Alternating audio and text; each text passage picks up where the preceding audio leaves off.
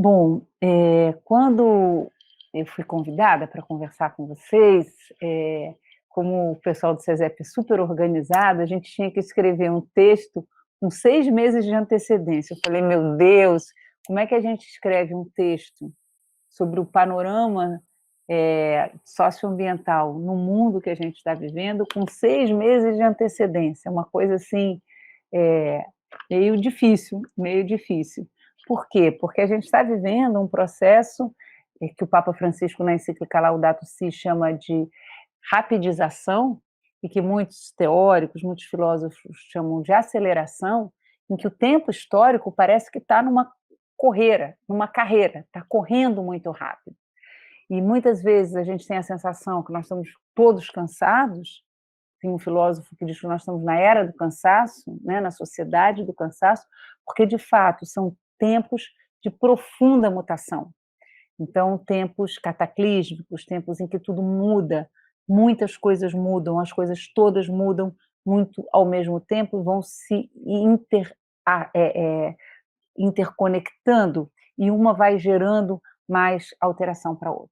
Então, compreender esse tempo, compreender essa dinâmica é impossível, mas tentar nos aproximar, tentar olhar, tentar enxergar, tentar escutar, tentar nos sensibilizar, e fazer um processo de sentir-pensar, que só dá para fazer em comunhão, em mutirão, junto, é uma parte essencial, da nossa responsabilidade com o tempo que nós estamos vivendo.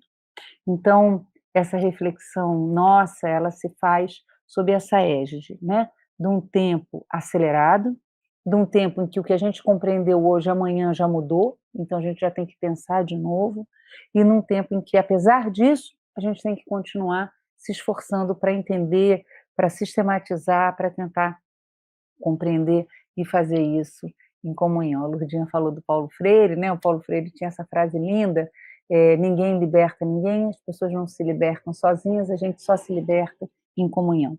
Também a compreensão dos tempos que a gente está vivendo e uma orientação, uma bússola para como é que a gente segue Jesus de Nazaré nesse tempo, também a gente só consegue encontrar no partir o pão, na partilha, no compartilhar da palavra, nesse caminhar.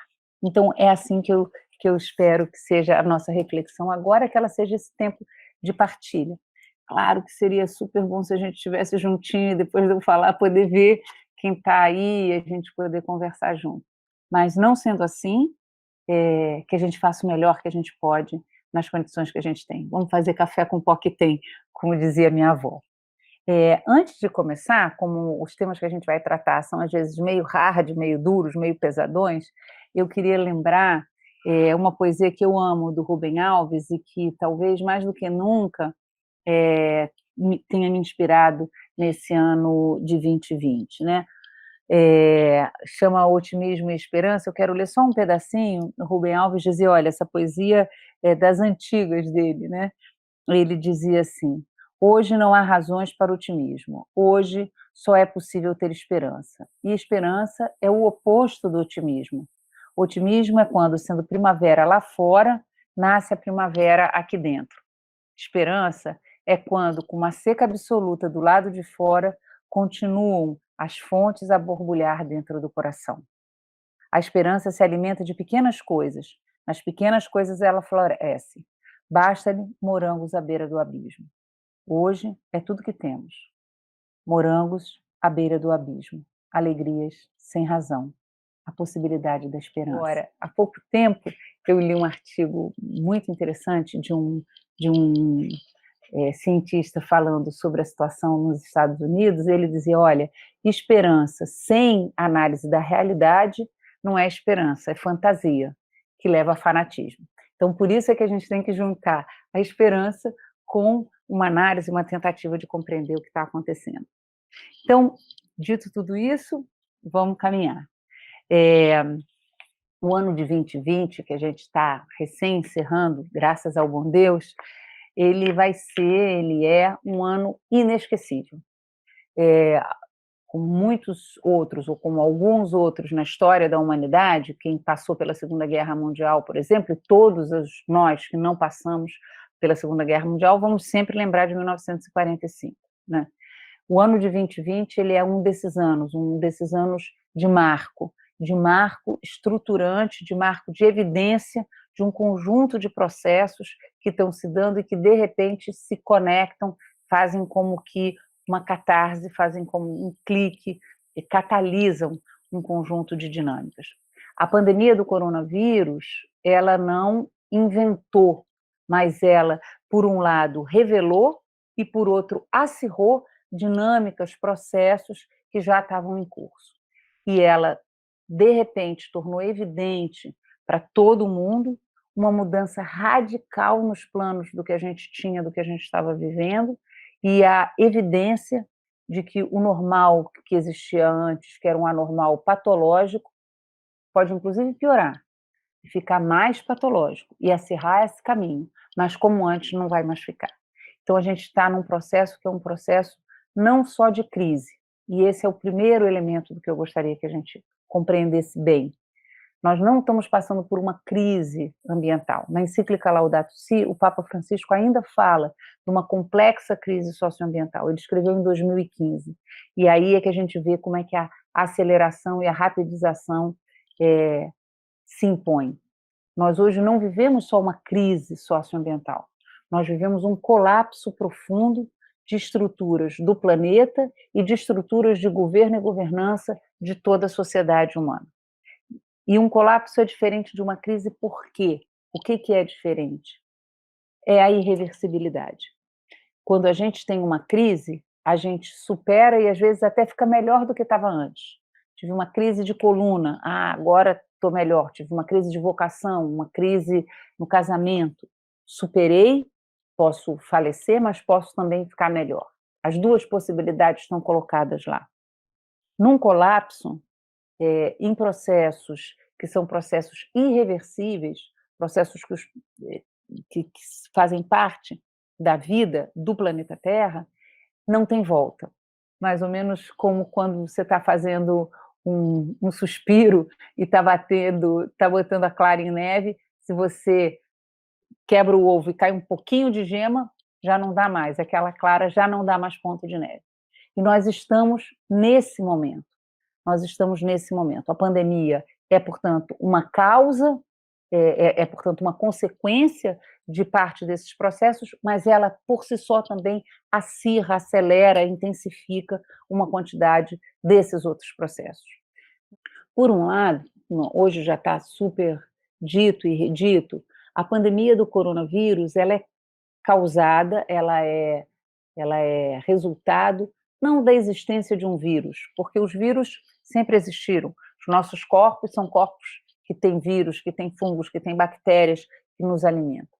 Mas qual é a conjunção de fatores que faz com que um vírus que se espalha se transforme numa pandemia global, a primeira pandemia realmente global do século XXI? E eu digo a primeira porque a gente sabe que ela não será a última.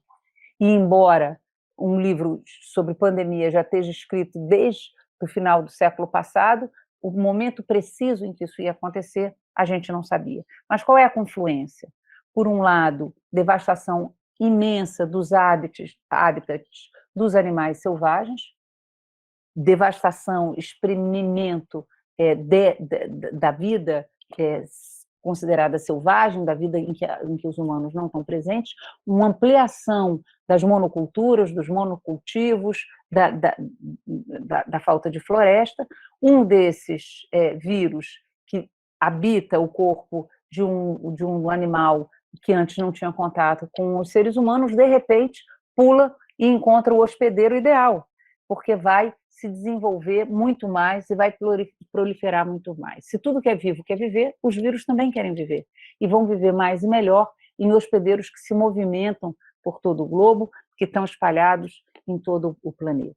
Então, os humanos passam a ser hospedeiros de doença e transmissores de doença na medida em que eles primeiro invadiram, destruíram e impediram a vida e a forma de vida de seres, de outros seres.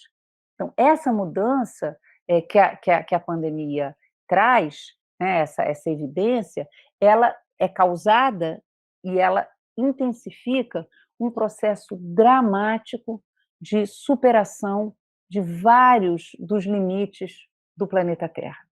Então, a forma como nós humanos, ou como uma parte de nós humanos, ou como uma parte mais rica entre os humanos, produz, acumula e desperdiça, essa conjunção leva a que determinados processos no planeta Terra se intensifiquem. E veja, isso é uma mudança também brutal, porque nós somos uma espécie criada, uma espécie interna ao planeta Terra. E é a primeira vez que uma espécie criada ameaça e tem possibilidade real de destruir o conjunto da criação. Quando, em 1945, estouraram as bombas de Nagasaki e Hiroshima, um filósofo chamado Gunther Anders escreveu um texto muito importante, um texto muito bonito, chamado O Fim dos Tempos, ou Os Tempos do Fim, os Tempos do Fim, em que ele dizia que aquele momento marcava o que ele chamou uma mutação ontológica. Nós deixamos de ser só uma espécie mortal e nós nos tornamos uma espécie mortífera, uma espécie que tem potencial, capacidade de matar o conjunto das condições de vida no planeta Terra. E isso é uma novidade absoluta em termos da história do planeta e da humanidade. E é resultado de um longo tempo em que nós, no Ocidente, a partir da Revolução Científica, da Revolução Industrial e da expansão capitalista do mundo, dessa confluência da colonização, em que nós começamos a como que fortalecer uma espécie de separação entre nós, seres humanos, e a natureza. Isso já vinha em curso desde o início do cristianismo, está em curso na filosofia platônica, mas a modernidade intensificou essa sensação como se nós, seres humanos, fôssemos como que uma coisa meio separada do conjunto do planeta. A gente pensa assim, a natureza está lá fora, a natureza é quase que o cenário aonde nós, seres humanos, desenvolvemos o verdadeiro drama que importa. E toda a história é pensada em termos intra-humanos, em termos de relação entre humanos. E, de repente, o acúmulo das formas como nós estamos habitando no planeta Terra, a nossa capacidade de interferir em Gaia, em todas as suas formas, explode e nós descobrimos, ao mesmo tempo, que aquilo que parecia o cenário não era só um cenário. Aquilo é um organismo vivo. Essa é a grande compreensão sistêmica que o James Lovelock, o Leonardo Boff, um conjunto de grandes filósofos e de grandes cientistas compreenderam a partir de meados dos anos 80. Nosso planeta é um organismo vivo, é um superorganismo vivo. Ele não é só o cenário. Hoje, o plástico que a gente joga fora, porque não tem fora no planeta Terra, se eu jogo fora da minha casa, cai dentro da lixeira do meu prédio, quando eles jogam fora da lixeira do prédio, cai dentro do lixão, quando eles jogam no lixão, se é incinerado, vira poluição que depois eu respiro e volta para dentro de mim, o planeta Terra não tem fora, tudo que a gente joga fora está dentro de outro lugar.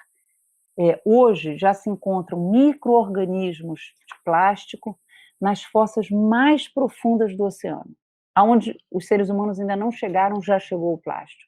Então, os níveis de devastação ambiental, eles são brutais.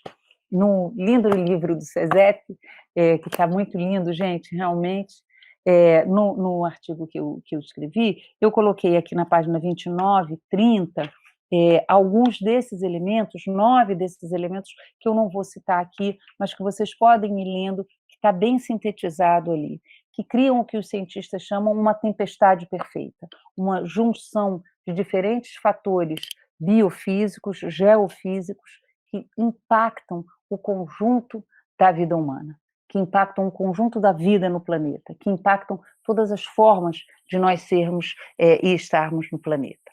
Então, essa intensificação, ela não é mais só ambiental. A ideia de que existia um meio ambiente que estava lá do lado de fora e que a gente estava aqui, não existe mais. Inclusive a ideia de que a minha geração, por exemplo, teve durante muito tempo, não, nós lutamos por justiça social, o pessoal que luta pela questão ambiental é quem já resolveu as questões sociais, hoje isso não é mais possível, porque as questões ambientais afetam de uma forma desigual sociedades desiguais, afetam mais os mais pobres, afetam de maneira mais brutal as populações mais pobres, e as nossas cidades são a expressão disso. As nossas cidades que segregam economicamente também segregam do ponto de vista das condições de vida ambientais às populações mais empobrecidas. O racismo ambiental é um conceito muito importante, um conceito que nasce nos Estados Unidos na década de 80, quando os cientistas começam a olhar o mapa dos Estados Unidos e olhar onde estão as grandes indústrias poluentes. Elas estão todas localizadas no entorno de comunidades afrodescendentes ou comunidades latinas. Então, a externalização, o empurrar para fora, o levar para uma certa periferia, as áreas de poluição, ela é uma tradição de sociedades segregadoras e segregantes como as nossas. E a parte mais dramática, e esse é o segundo aspecto da dinâmica que eu gostaria que a gente tivesse em conta, é que, embora todos nós estejamos afetados, todos nós paguemos um preço altíssimo, a produção dessa desigualdade, a produção dessas dinâmicas de aquecimento e de poluição, elas não estão distribuídas igualmente. Aí aqui na página 27 tem um gráfico que ajuda a gente a perceber bem claramente isso. A população mais rica, pela sua forma de vida, produz uma quantidade muito maior de efeitos degeneradores da vida do planeta. Então, não são todos os humanos, são os humanos mais ricos, são os humanos que têm acesso ao que se chamou, ao que se concebeu durante muito tempo, a desenvolvimento, a educação, a saúde pública. Então, os humanos mais bem educados, os humanos mais ricos, os humanos que conformam a elite, são justamente os humanos que hoje desenvolvem, pelo seu modo de vida, padrões que são insustentáveis e que são destruidores dos modos de vida do conjunto da humanidade e do conjunto de outros seres que conosco compartem o planeta e dos quais nós dependemos. Latour, eu começo o texto citando o Bruno Latour, ele tem uma tese que é muito, muito dura, mas que eu acho que é muito pertinente. Ele disse que desde 1988, as informações sobre os padrões e as consequências do aquecimento global estavam disponíveis para as elites mundiais. E ele diz, diante disso, as elites podiam ter dito, bom, gente, então vamos alterar o padrão, vamos diminuir o uso de combustíveis fósseis, vamos pensar em alternativas ao uso de plástico. Existem milhares de formas, existem milhares de alternativas, elas estão todas disponíveis e a gente conhece. Ao invés disso, o que as elites mundiais, o que eles chamam, entre aspas, das elites, o que elas decidiram foi, vamos tocar em frente. Se não tem mundo para todo mundo, que uma parte do mundo saia do mundo. Porque com esse padrão, o que tinha sido a promessa de desenvolvimento e progresso para todos, a promessa com a qual a nossa geração se constituiu, a promessa do pós-guerra, não, vamos desenvolver, vai chegar o seu momento, a promessa do vamos crescer e depois a gente distribui, ficou evidente, depois de 1988, que essa promessa era incumprível. Não dá para todos os chineses comerem carne como os americanos, não dá para todos os brasileiros e todos os indianos usarem tanto papel, usarem tanto celular, quanto os americanos e os europeus. Não dá. A falácia, a mentira da proposta foi ficando cada vez mais evidente. E, diante disso, as grandes elites mundiais resolveram, ao invés de criar ponte, criar muro. E resolveram realmente dizer não tem mundo para todo mundo. Não existe um mundo comum a compartilhar. O Ayrton Krenak, essa semana, deu uma entrevista em que ele disse: o capitalismo precisa exterminar uma parte muito grande da população mundial. E é isso, para funcionar esse sistema, no planeta que nós temos, eles precisam exterminar uma parte da população. Isso que se chama a necropolítica, uma política que é voltada para exterminar uma parte da população. E o que nós vemos no Brasil é a evidência disso, a intencionalidade. Vamos passar a boiada. Não é um efeito colateral, não é um descaso, não é um despreparo. É uma política de Estado. É uma política de Estado e uma política de governo. E isso, diante disso, gente, que fazer, como recriar e como esperançar. O Rubem Alves tem razão. Não adianta a gente querer ter otimismo, porque se a gente olha para fora, a gente tem que ser capaz de enxergar que não é que eu sou pessimista, que a realidade está péssima. Agora, como é que a gente lida com isso? Como é que a gente dá passos? E aí eu acho que também a pandemia evidenciou isso. Vejam, quando eu escrevi o artigo, eu estava super preocupada porque a gente ia ter as eleições americanas. Ainda não tinha como esperar o resultado das eleições. O Donald Trump não perdeu as eleições só porque o Biden era melhor, com todas as aspas, hein, pessoal? Mas o que levou à derrota do Trump foi a indignação dos jovens negros que disseram vidas negras importam, e se mobilizaram e tomaram as ruas.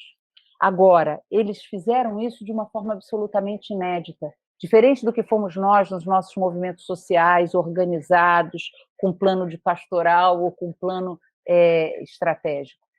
Vários movimentos em diferentes cidades, que de repente se juntaram num grande guarda-chuva, Vidas Negras Importam, uma causa que juntou, que articulou, que levou milhares de pessoas à rua, que comoveu os corações. Pessoas que podem não saber exatamente para onde caminham, mas sabem de onde querem sair, sabem de onde saem e de a que opressão se enfrentam. E, principalmente, que fazem uma leitura sistêmica, que compreendem que o problema não é esse policial que matou o George Floyd, é que esse policial que matou o George Floyd segue uma política supremacista branca que é sistêmica e que é endêmica.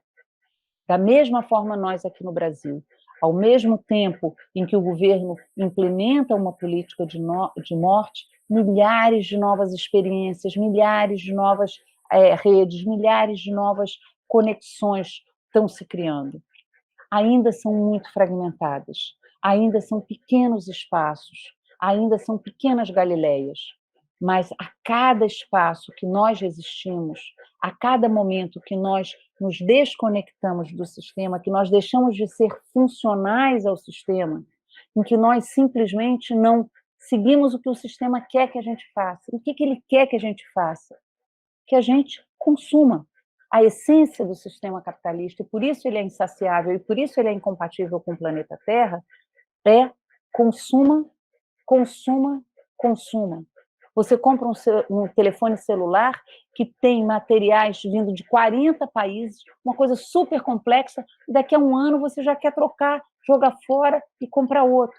E a gente vai entrando e vai entrando nessa lógica, ao mesmo tempo em que mais e mais pessoas vão ficando excluídas.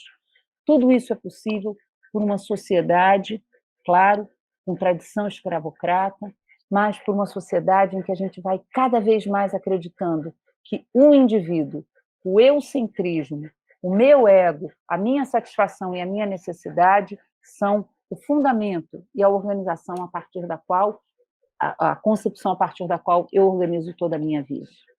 Eu faço yoga e durante a pandemia eu fiz mais ainda, com mais rigor, e o professor tem uma oração no final que eu acho que talvez nos inspire. Ele fala que todos os seres, em todos os mundos, sejam livres e felizes. todos os seres, em todos os mundos.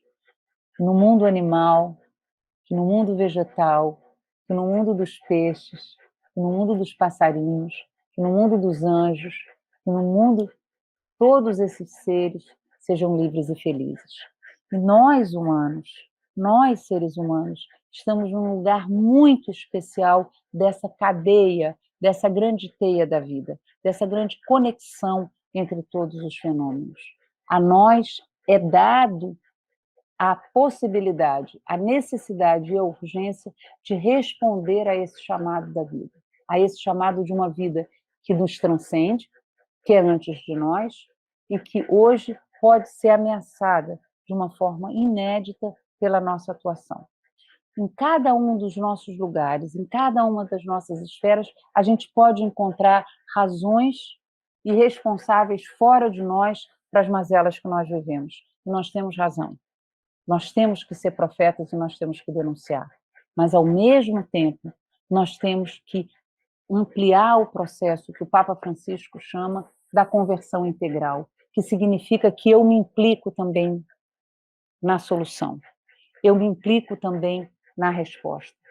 Cada um de nós hoje, que está vivo, eu tenho certeza, não está vivo à toa. Cada um de nós tem hoje a possibilidade e a urgência de ser o melhor que cada um de nós pode ser. Como é que a gente descobre qual é o melhor que a gente pode ser? Só na partilha e só na comunhão. Só quando a gente reconhece e se reconhece. Porque se eu não me nominei, se eu não me dei o nome de Moema, eu só sou Moema porque alguém me chamou Moema, eu só posso ser o melhor ser que eu posso ser, que é diferente do melhor ser que a Lourdinha pode ser, se eu estou em comunhão e se eu respondo a esse chamado ao qual eu me faço responsável. Então, o desafio que nós temos hoje é um desafio imenso, porque é um desafio, a galera falava isso, né, de trocar o pneu com o carro andando. A gente não tem só que trocar o pneu com o carro andando, a gente tem que não andar de carro e, ao mesmo tempo, caminhar rápido pra caramba. Inventar como é que a gente caminha, inventar quais são os novos transportes, quais são as novas energias, quais são as novas formas de alimentação, como é que a gente compra, como é que a gente vende, como é que a gente encontra saciedade. Como é que a gente encontra o que o Papa Francisco chama da sobriedade feliz? Porque o capitalismo não tem uma proposta de felicidade.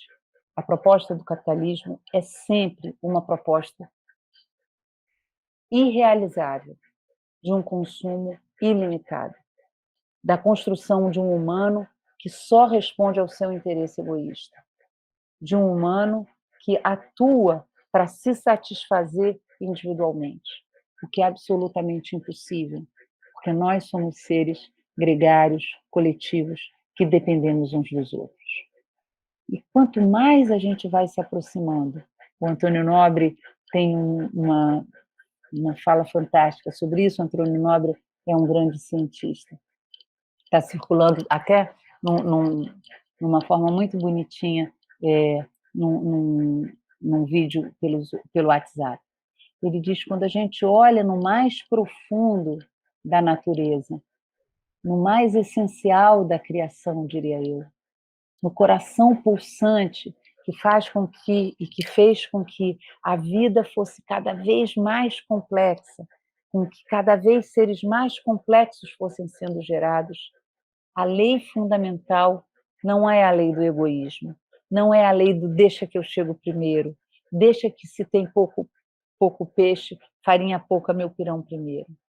A lei fundamental da conexão, da complexidade, é a lei do amor. É a lei do amor universal. É a lei do eu ser junto com os outros e eu ser para os outros. E em sendo para os outros, eu sou para mim também. Eu sou o melhor ser que eu posso ser em comunhão, e em sendo o melhor ser que eu posso ser em comunhão para os outros e com os outros, eu também me faço mais feliz. Porque, na verdade, a proposta do capitalismo, da forma como ela está construída hoje, ela é uma proposta de infelicidade crescente. E aí eu vou terminar com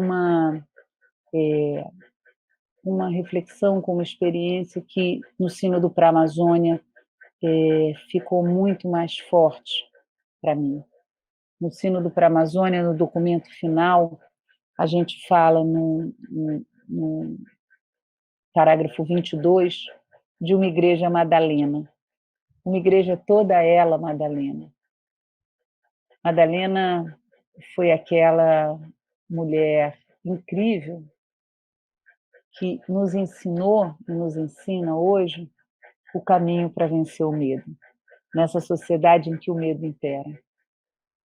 Naquele momento em que Deus estava morto, em que a razão pela qual ela tinha caminhado da Galileia até Jerusalém tinha se extinguido no madeiro da cruz, uma coisa absolutamente ininteligível, incompreensível para todas elas, Maria Madalena e as outras Marias saem no meio da noite para ir encontrar o corpo desse Deus morto, desse companheiro, desse irmão. A ação delas não podia ressuscitar Jesus. A ação delas não podia garantir a vida de volta. Mas a ação delas podia respeitar aquela morte, respeitar aquela dor. Elas saíram na noite escura. Imagina 4, 5 mulheres saindo na noite escura em Jerusalém. Elas tinham medo dos romanos, elas tinham razão de ter medo dos outros judeus, elas tinham razão de ter medo, inclusive, dos próprios companheiros delas de comunidade.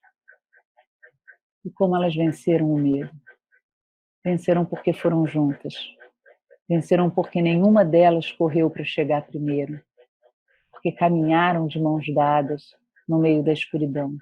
Caminharam na incerteza. Caminharam movidas não por uma obrigação, mas por um chamado de amor. Porque responderam com um sim a esse chamado de amor. E porque fizeram esse percurso, porque enfrentaram o seu medo com companheirismo, com sororidade, com partilha, encontraram a melhor de todas as notícias. Encontraram o Deus jardineiro. Encontraram aquele que diz: a morte não tem a última palavra.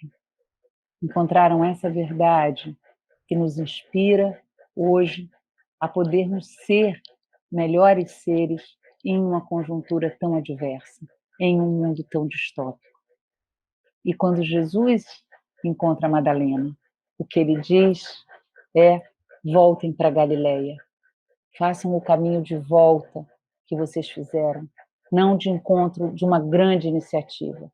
Voltem para Galileia, para a terra dos pobres, para a terra dos pequenos, e comecem pequenas comunidades, pequenos núcleos de amor e de afeto, pequenos núcleos de partilha e de companheirismo, pequenos núcleos de cuidado. E é aí, junto de vocês, que eu vou me fazer um com vocês.